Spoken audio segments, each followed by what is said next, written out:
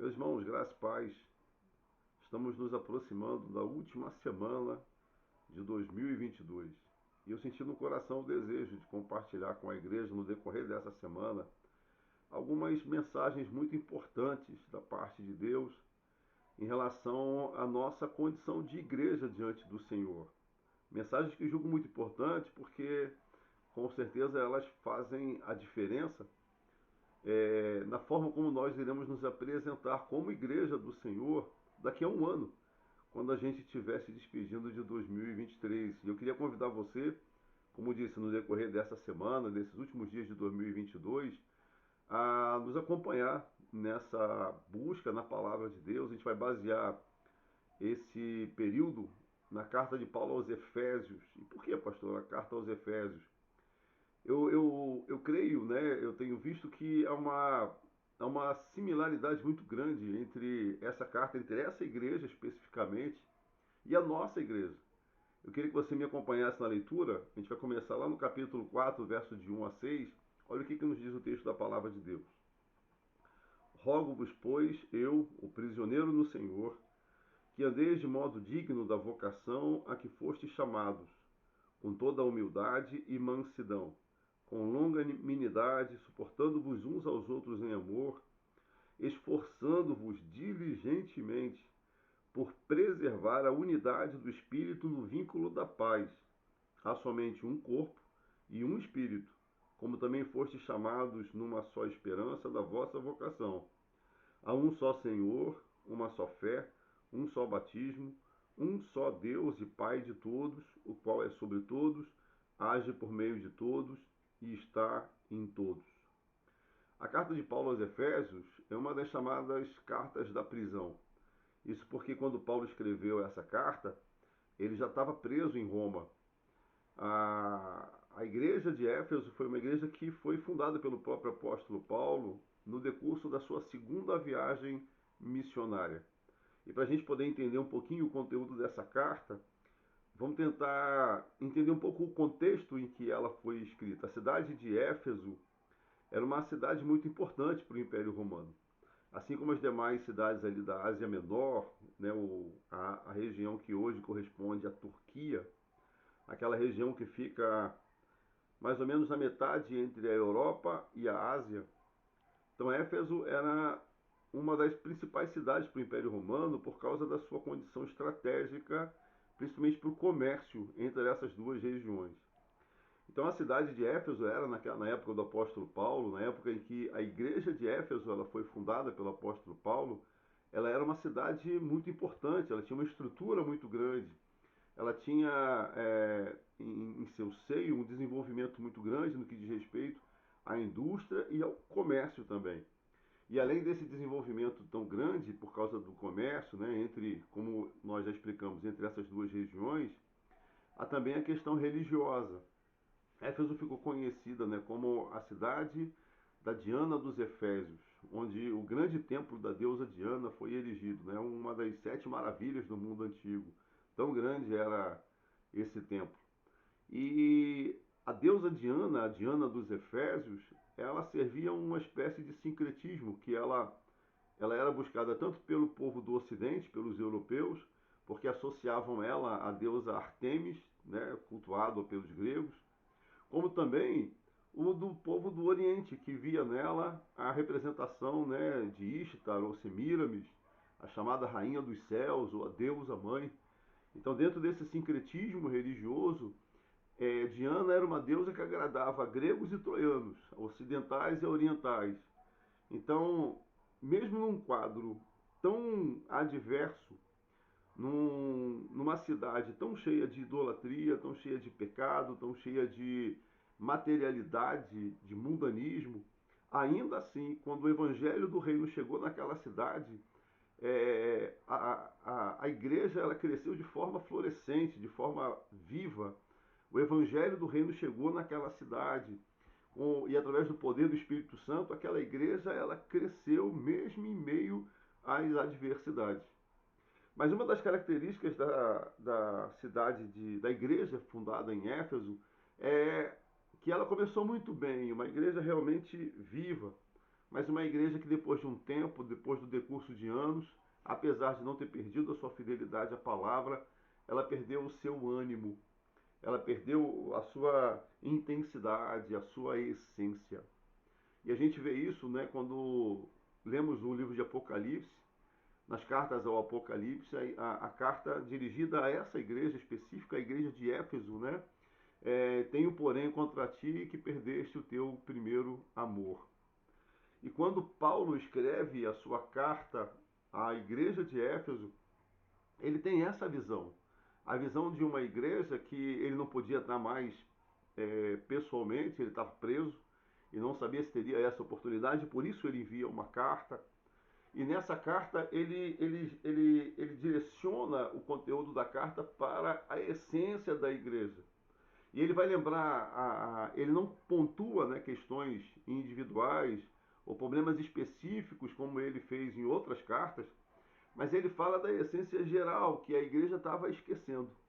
E o propósito principal da carta, e é isso que a gente vai ver no decurso desses dias, é que Paulo ele aponta para a unidade da fé, para aquilo que a igreja não poderia perder, aquilo que a igreja estava perdendo, mas que ela não podia perder. E Paulo ele vai falar sobre o corpo de Cristo.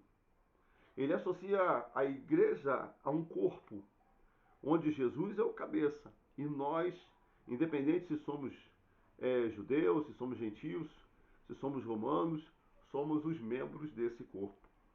E todo esse corpo ligado ao cabeça que é Cristo.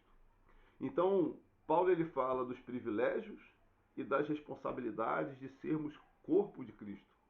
Antes da gente se aprofundar um pouquinho mais, deixa eu falar uma coisa para você, meu irmão, você é membro do corpo de Cristo. A carta aos Efésios, e como eu disse, eu vejo uma certa similaridade entre essa igreja e a nossa igreja, a igreja da estação.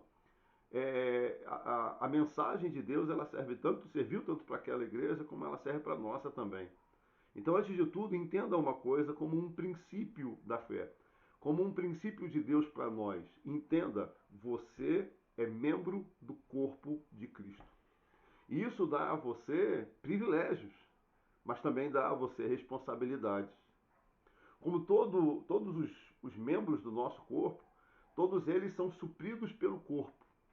Todos eles recebem alimento, recebem oxigênio, recebem o sangue que circula pelas nossas veias e atinge todos os órgãos do nosso corpo, todos os membros do nosso corpo, até os fios do nosso cabelo são alimentados pelo corpo, né? Embora os meus já estejam meio já se indo, mas todas as partes do nosso corpo, todos os membros do nosso corpo são alimentados pelo corpo. Eles são alimentados por bênçãos espirituais, pela presença do Espírito Santo de Deus. O Espírito Santo de Deus habita no meio da igreja e através da igreja, que é o corpo de Cristo, ele vem ao encontro das necessidades de cada um de seus membros. Deus ele sabe aquilo que você precisa, Deus sabe aquilo que você anseia, Deus sabe aquilo que você realmente necessita, Ele te visita, Ele cuida de você, Ele te guarda, Ele te protege. Esses são os privilégios de ser um membro do corpo de Cristo. E não interessa que parte do corpo você é, mesmo que você seja o dedo mindinho do pé esquerdo, ainda assim, o Espírito Santo de Deus cuida de você. Amém? E juntamente com esses privilégios, como eu disse, também nós temos responsabilidades. A responsabilidade de ajudarmos o corpo. Imagina se um dia você levanta de manhã e o seu pé esquerdo, ele cisma, hoje eu não estou afim de andar. Eu não quero estar presente hoje. Eu não quero ajudar. Eu não quero compartilhar. Imagina você andando, arrastando de um pé, só o pé direito, mancando, ou usando uma muleta, porque o seu pé esquerdo hoje não quis participar das atividades do corpo. Amados, assim como nesse exemplo esdrúxulo, acontece também com a igreja. Nós dependemos uns dos outros. Nós dependemos até, como eu disse, do dedo mindinho do seu pé esquerdo. Muita gente acha que esse pequeno dedo que a gente tem no pé não serve para nada. Mas Se você tirar esse dedo, você perde o seu equilíbrio. A medicina mostra, né, a ciência comprova que até o dedo mindinho, até a unha do dedo mindinho do pé esquerdo, ele é necessário ao corpo. Quando você não tem, isso te faz falta. É necessário que a igreja, como corpo, tenha todos os seus membros reunidos, todos os seus membros ligados no mesmo propósito. Se quando um membro deixa de participar, quando um membro deixa de ter o mesmo propósito que o resto do corpo, o corpo inteiro sofre. O corpo inteiro deixa de alcançar os seus propósitos. É isso que Paulo está explicando para a igreja de Éfeso aqui. Olha, há um só corpo, uma só fé, um só batismo. E nós somos um só corpo. Se nós não estivermos juntos, se nós não estivermos unidos, se nós não tivermos o mesmo propósito, não vamos a lugar nenhum. Então entenda isso, meu irmão. Um dos princípios que eu gostaria de ver com você nesses dias que marcam o encerramento de um ano e daqui a pouco o início de outro, mas as decisões, né, as respostas que nós queremos ver no decorrer, né, no final do próximo ano, vão depender das decisões que nós tomamos agora. E uma das decisões mais importantes que nós precisamos ter como Igreja de Cristo é ter a noção, é ter o entendimento que precisamos estar juntos, de que todos os membros são necessários e que todos têm que estar coesos, todos precisam estar fortes, alimentados, todos precisam estar em união para que a vontade do Senhor ela se cumpra no meio do seu povo, para que nós não sejamos como um corpo manco, defeituoso, um corpo mal formado que não consegue executar qualquer tarefa, mas que sejamos como um corpo unido, que consegue fazer muitas coisas, que consegue realmente executar o trabalho do Senhor. Eu queria orar com você nessa manhã, né? Não agora, né? Agora são em torno de 6h30 da noite já, mas eu sei que você só vai ver esse vídeo amanhã de manhã. Então, fecha teus olhos aí onde você está agora e se coloca diante do Senhor.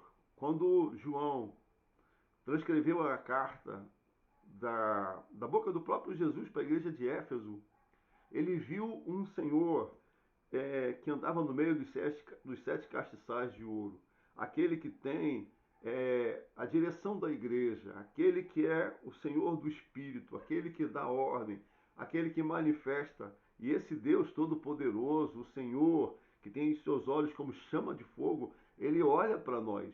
E o desejo do Senhor é que nós estejamos de pé na presença dele, que nós sejamos uma igreja viva. Isso diz respeito a cada um dos seus membros. E agora eu convido você a se colocar como membro do corpo de Cristo e orar ao Senhor para que o Senhor venha nos renovar, não somente a você, mas a todos os membros desse corpo que se chama igreja, e no nosso caso, Igreja Congregacional da Estação. Vamos juntos orar ao Senhor para que nenhum de seus membros, para que nenhum dos membros dessa igreja venha a se perder, mas que todos sejam avivados pelo poder do seu Espírito. Amém? Feche teus olhos aí onde você está agora, em nome de Jesus. Pai, em nome do Senhor, concede, Pai Santo, a cada membro dessa igreja. Concede, Senhor, a cada homem, mulher ou criança a manifestação do Teu Espírito Santo. Que o Senhor venha falar ainda mais profundamente ao coração e à mente de cada homem, de cada mulher dessa igreja. Abençoa, Senhor, a nossa igreja. Derrama sobre nós o Teu Espírito Santo. Aviva-nos, Senhor, conforme a Tua vontade. Retira, Pai Santo, de nós tudo aquilo que nos impede de fazer a Tua vontade. Assim nós te oramos, Pai, e te agradecemos, Senhor, em nome de Jesus.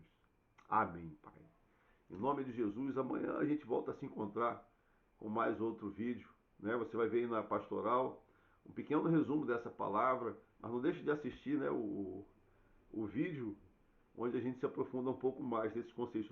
Durante o decorrer dessa semana, a gente vai estar se aprofundando um pouco nessa carta de Efésios. Eu convido até você, se puder, faz uma leitura dessa carta, são apenas 6 capítulos, e a gente vai estar falando sobre ele nesses próximos dias. Amém?